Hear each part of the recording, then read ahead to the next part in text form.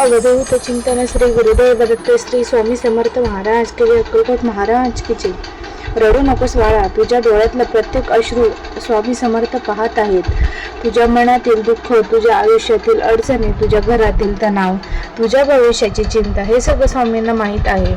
आज तू हा व्हिडिओ बघतो आहेस, हा फक्त योगायोग नाही, हा स्वामींचा इशारा आहे की आता तू थांब, शांत हो आणि मनापासून त्यांच्या चरणी स्वतःला अर्पण कर.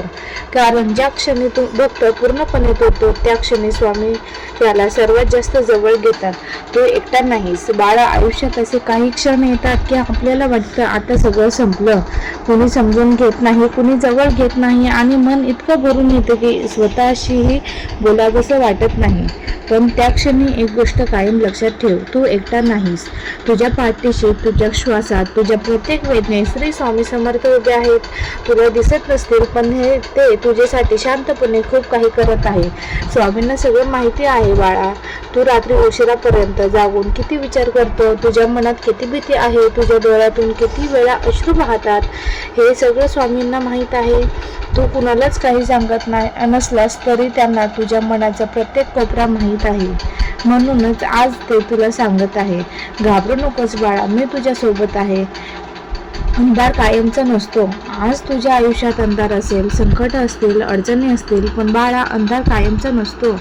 रात्र कितीही मोठी असली तरी सकाळ होतेच. तसंच तुझ्या आयुष्यातील ही वाईट वेळ कायमची नाही.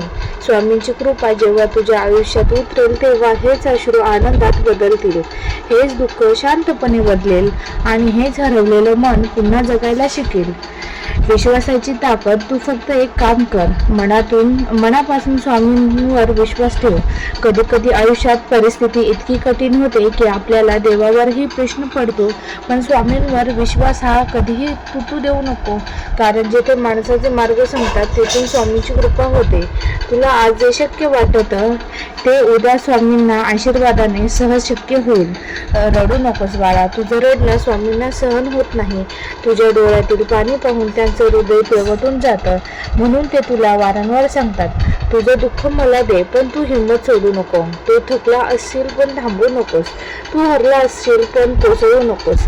कारण स्वामींच्या कृपेने तुझ्या आयुष्यात अजून खूप सुंदर दिवस यायचे आहेत. स्वामी समर्थ जेव्हा भक्ताच्या आयुष्यात कृपा करतात तेव्हा परिस्थिती बदलायला वेळ लागत नाही. बंद दरवाजे उघडतात, अडकलेली कामे मार्गी लागतात, घरात शांतता येते, मनात आधार मिळतो आणि सर्वात महत्त्वाचं म्हणजे भक्ताच्या हृदयात पुन्हा जगण्याची आशा निर्माण होते. तुझ्या आयुष्यातही हेच होणार आहे बाळा, फक्त धीर धर. कदाचित तुझ्या घरात खूप तणाव असेल, वाद असतील, पैशाची अडचण असेल, कोणाचं आरोग्य बिघडलं असेल किंवा नात्यामध्ये दुरावा आला असेल, पण अशा वेळी घाबरू नकोस.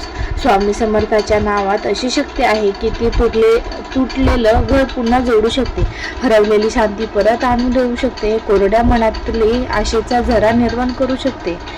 तुझ्या मनात इतका गोंधळ असेल की तुला स्वतःला समजत नसेल काय करावं, कुठे जावं, कोणाला सांगावं, पण बाळा अशा वेळी फक्त शांत बस आणि डोळे मिटून म्हण, श्री स्वामी समर्थ हे नाव उच्चारताच तुझ्या मनावरचा आभार हलका होईल. तुझ्या छातीवरील दडलेले शांत होईल.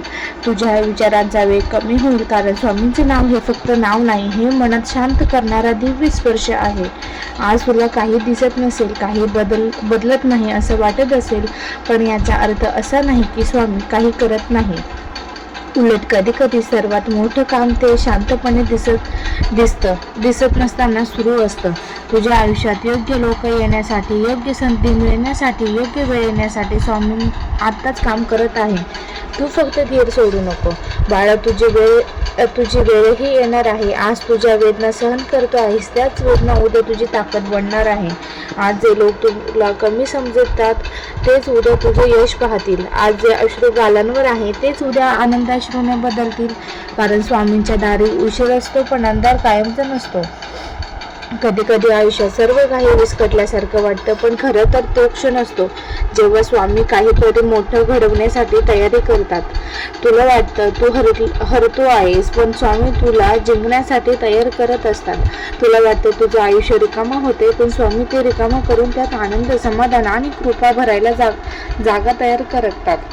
या जगात प्रत्येक वेदनेवर औषध नसेल, प्रत्येक प्रश्नांचं उत्तर नसेल, प्रत्येक नातं टिकेलच असं नाही, पण स्वामींची भक्ती हा असा आधार आहे जो माणसाला आपण मजबूत करतो. भक्ती माणसाला रडवताना हसायला शिकवते, हसताना पुन्हा उभं राहायला शिकवते आणि अंधारातही प्रकाश शोधायला शिकवते.